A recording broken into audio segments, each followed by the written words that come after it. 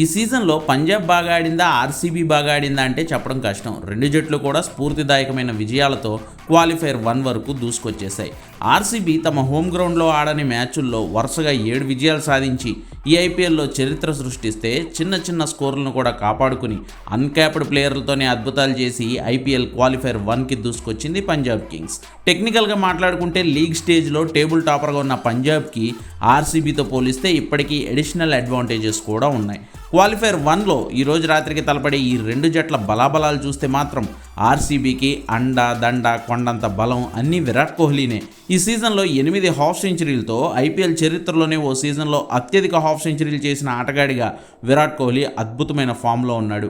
ఇప్పటికే సీజన్లో 602 పరుగులు చేసిన విరాట్ ఓ ఐపీఎల్ సీజన్లో 600కు పైగా పరుగులు చేయడం కూడా ఇది 5వ సారి.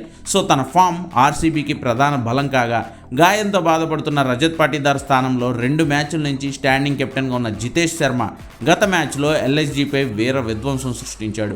మిడిల్ ఆర్డర్లో జితేష్ ఆడిన ఆటతోనే ఈరోజు ఆర్సీబీ క్వాలిఫైర్ 1 ఆడగలుగుతోంది. కోహ్లీ కాకుండా మరో ఓపెనర్ ఫిల్ సాల్ట్ కూడా మంచి ఫామ్లో ఉన్నాడు. మయాంక్ అగర్వాల్ సూపర్గా సపోర్ట్ అయితే ఇస్తున్నాడు. రజత్ పాటీదార్ కూడా లైన్లోకి వచ్చేస్తే ఆర్సీబీ బ్యాటింగ్ లైనప్ బలంగా మారిపోతుంది. బౌలర్లలో ఈ సీజన్లో 18 వికెట్లు తీసిన జోష్ హ్యాజిల్వుడ్ తిరిగి ఆర్సీబీలో చేరడం ఆశలు రేపుతుండగా, యష్ దయాల్, భువనేశ్వర్, కృణాల్ పాండ్యా పంజాబ్ను ఎంతవరకు కట్టడి చేస్తారనేది చూడాలి. ఇక పంజాబ్ విషయానికి వస్తే కెప్టెన్ శ్రేయస్ అయ్యర్ ఇన్ఫీల్డ్లో, కోచ్ రికీ పాంటింగ్ గ్రౌండ్ బయట రచిస్తున్న వ్యూహాలు పంజాబ్ను ఈ సీజన్లో ఇంత స్ట్రాంగ్గా నిలబెట్టాయి.